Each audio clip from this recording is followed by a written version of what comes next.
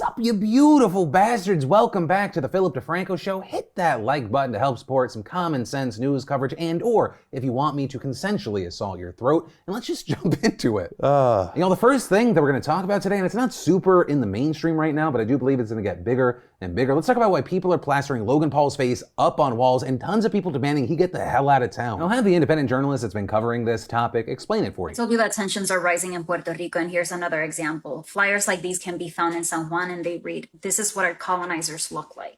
This is written in a major highway in San Juan, and if you've been following my reporting, you know that there is backlash against tax breaks that are inviting wealthy people, mostly from the continental US, to move to Puerto Rico. Right, so essentially, while Logan Paul is not the specific problem, he represents the greater issue for a lot of people, and he is a part of it. Right, because the story ultimately boils down to wealthy investors are moving to Puerto Rico at record rates, and it's causing serious issues for locals. With many of the mainlanders settling the island, doing so to take advantage of tax incentives that were created to attract outside money to Puerto Rico, which is climbing out of bankruptcy. And under the tax break law, resident investors must acquire residency and buy property in Puerto Rico within 2 years of moving to qualify for a reduction of income taxes on long-term capital gains, dividends, interest, as well as revenues from their services. Now, notably, this law has been in place in some fashion since 2012, but the appeal of the tax breaks have increased significantly in recent years. Right after Hurricane Maria devastated the island in 2017, displacing thousands from their homes, housing prices dropped and investors moved in to swoop up the cheaper properties. And the number of applications from people trying to become resident investors has skyrocketed during the pandemic as more people moved to remote work. In fact, as of this past October, the island had received a record 1,349 applications in 2021. With the New York Times noting, while there are new settlers beyond just those who want tax breaks, it is the finance and tech investors who have formally applied for tax break status who have drawn the most attention, with the island specifically attracting many cryptocurrency traders, but also other prominent names as well. And of course, among those, last February, you had Logan Paul announcing on his podcast that he was moving from Los Angeles to Puerto Rico. And while he claimed there that the tax breaks weren't his primary reason, he did cite them as one of the reasons. It's getting crazy here in California, paying taxes. Everybody is leaving. And for what? Because the potholes in the streets are not fixed. Homeless people. Homeless people everywhere. A dearth of employment. COVID not handled the right. I don't know. It just I don't love it. And so with that, many people, including many locals, see Logan Paul moving to the island and buying a massive $13 million mansion as part of the big problem, rapid and severe gentrification. Right, this influx of resident investors snapping up houses has dramatically driven up rent and housing prices, forcing many of the people that lived there out of their homes, and in some cases out of their towns entirely, as the real estate boom moves from the capital of San Juan to smaller towns. And it's not just that resident investors are moving to the island, many of them are also buying other residential properties that they either resell at higher prices or turn them into vacation rentals. And so not only does this turn, what used to be regular neighborhoods into Airbnbs for wealthy tourists, it's also creating a housing shortage that makes it harder for residents who have been pushed out of their homes to afford new ones, especially given that 43% of Puerto Ricans live under the federal poverty line. And what's absolutely insane is, to make matters even worse, the over 3 million Puerto Ricans already living on the island do not get the same tax breaks that are causing all of this in the first place. Because in order for an investor to qualify for the tax breaks, they have to prove that they have not been a resident of Puerto Rico for at least 10 years prior, which is why you have hundreds of thousands, if not millions, of Puerto Ricans looking to their government going, why are you incentivizing them to fuck us? With many pushing for the end of the tax breaks and for the resident investors to leave. You see in graffiti around the place saying go home or go home gringo. Last month we also saw protesters gathering in Old San Juan to call for the tax breaks to end. And that's of course in addition to a number of protests we've seen regarding this, also access to beach. There's a whole situation going on. But as far as what the Puerto Rican government is going to do, as of right now, probably nothing. With Puerto Rico's governor, Pedro Pierluisi, having championed the policy and him seeming very unlikely to remove it, with him telling Time last year, my stance has always been that statehood for Puerto Rico is the best option, and adding that until then, the law is part of the ongoing effort to attract population and new investment. And so that's why with this, you do have some people saying, well, at least this may increase pressure to give Puerto Rico statehood, which the majority of the island has voted for multiple times, including most recently in 2020. But the power to do so ultimately resides in the hands of Congress, and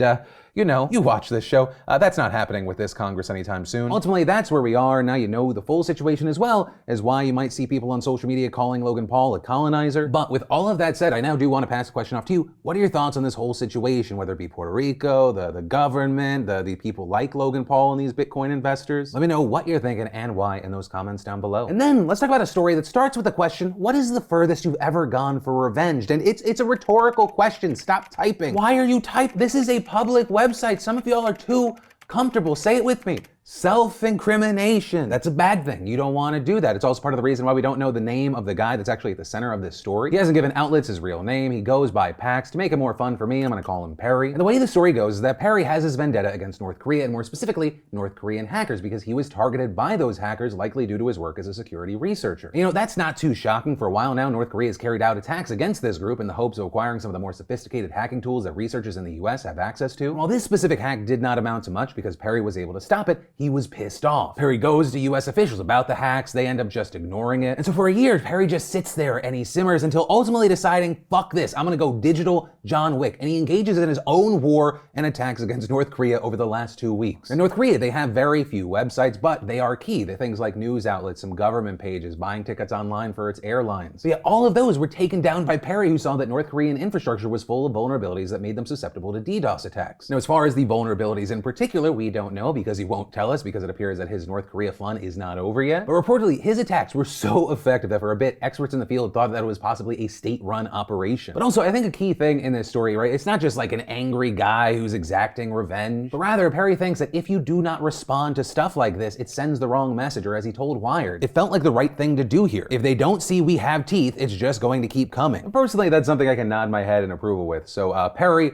you are our BAMF of the day. But from that, I want to take a second to thank the sponsor of today's show, Truebill. I think most of us could stand to save more and spend less, right? And if that sounds like you too, then you should check out Truebill. Truebill is an all-in-one personal finance platform that helps you manage subscriptions, lower bills, monitor your credit score, and build your savings all in one place. With their smart savings account, you can choose the amount and frequency, and Truebill automatically deposits savings into your smart savings account that you can withdraw from anytime. Also, another fantastic feature is their credit score monitoring, which alerts you to important events that impact your score while offering insights on ways to improve it. And my personal favorite, Truebill subscription cancellation feature. It safely and securely identifies recurring charges and cancels unwanted subscriptions with just one tap. No need to go through that run around with a customer service. They do the work for you. And Truebill uses bank level encryption. It doesn't store your credentials nor sells your information to any third party. Gain control of your finances today through actionable insights into your spending habits. And to download Truebill for free, just head on over to truebill.com/Phil or simply click the link in the video description down below. And then let's talk about you looking slim thick, which is a sentence I never thought I'd say out loud. Right, but what we're really talking about with this story today is the evolution of female body standards and how this negatively impacts women. And that is because a new study found that the new slim thick body type has seriously affected the ways that women view themselves. So the study comes from York University in Canada, and it examined how a group of 402 women responded to imagery of various ideal body types. Right, you have things like the thin type, think traditional runway and magazine models, especially those popularized in the 90s and 2000s. Then the fit type that you might see from fitness influencers. And then finally, slim thick, which is kind of the major point of the study and is characterized as having a large butt and thighs and a small waist and flat stomach. Right, think Kylie Jenner or Kim Kardashian, with the study referring to these three as different, quote, body ideals. And while yes, revealing that, quote, comparison to body ideal imagery resulted in greater weight and appearance dissatisfaction and less overall body satisfaction, it specifically noted that those exposed to slim thick imagery experience more weight and appearance dissatisfaction and less body satisfaction than those in the thin ideal condition. So essentially all of these hit women negative, but slim thick hit worse. With the study going on to say, it was concluded that drive to achieve body ideals is shifting to a slim thick body, which may be more detrimental to women's body image than thin ideal imagery. With researcher Sarah McComb telling Yahoo Canada, the thin ideal has long been identified as a threat to women's body image, and there's been a call for body image campaigns in the media to showcase a greater diversity of body types. But adding, however, even though the slim thick body type touts a larger frame, it is not a healthier alternative to the thin ideal for media consumers, with them noting that this physique can often only be attained via plastic surgery or very specific exercises that put muscles on specific parts of the body. And according to The Independent, when it comes to plastic surgery, the Brazilian butt lift, or BBL, was the most popular cosmetic surgery last year, but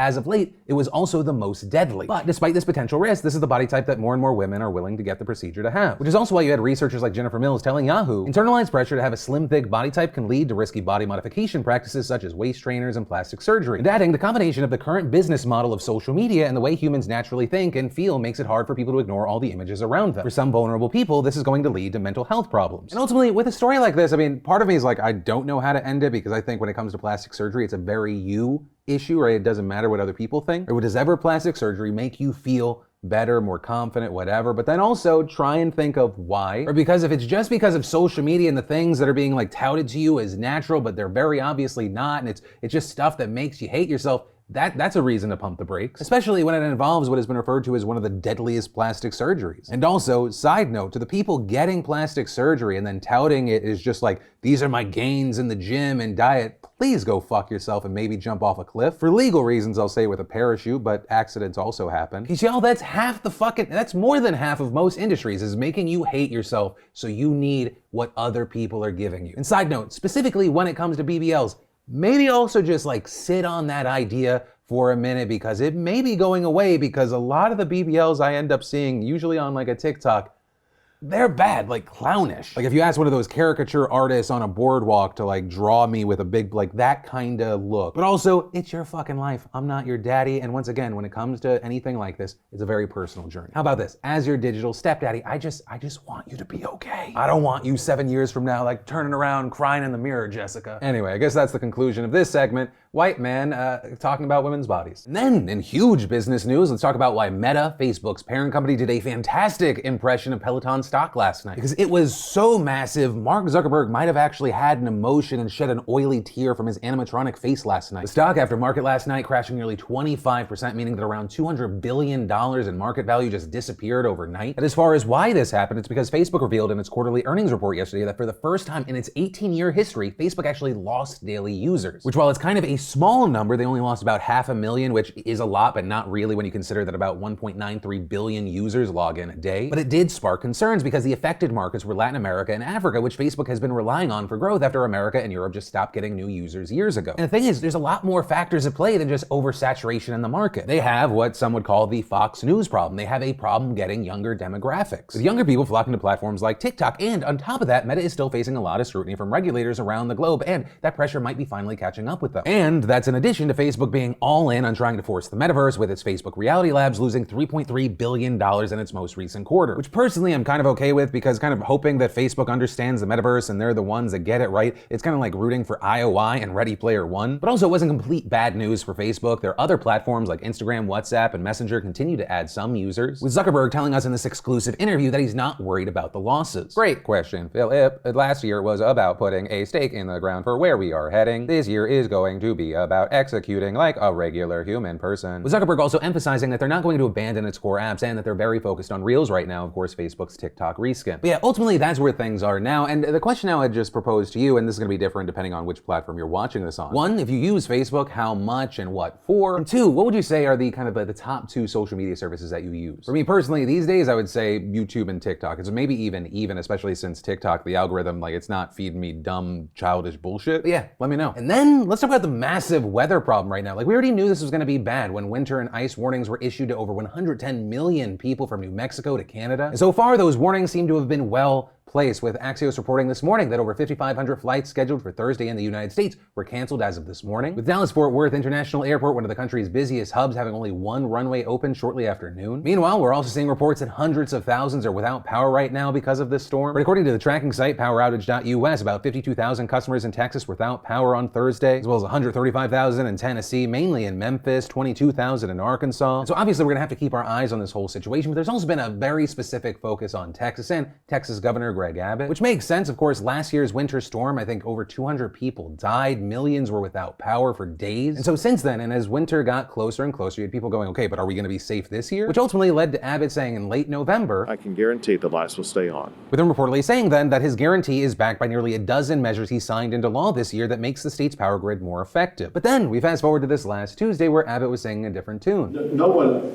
can guarantee that there won't be a, quote, load shed event. But still, I do want to note, that does not mean that everything is definitely guaranteed to be completely fucked, just as bad as last year or even worse or anything like that. Because as reports have noted, the Electric Reliability Council of Texas CEO Brad Jones told the Texas Tribune that he expected to see electricity demand peak at record levels at early Friday, even surpassing that experience during last year's deadly winter storm, but adding that ERCOT had a much larger cushion of power available to the grid now and should cope, with reports going on to explain that a major factor in last year's widespread power outages during that cold snap was pre-existing shutdowns of natural gas plants, which I guess to summarize, theoretically, things could get much worse because we don't know what's going to happen until Friday when peak demand is going to be hit. But it does appear you have Jones saying we are prepped for this. And so hopefully for our brothers and sisters in Texas, that is true. But ultimately, that is where that story and today's show ends. And so as always, thank you for watching, liking, hitting that subscribe button, joining the family for these daily dives into the news. I love yo faces, and I'll see you next time.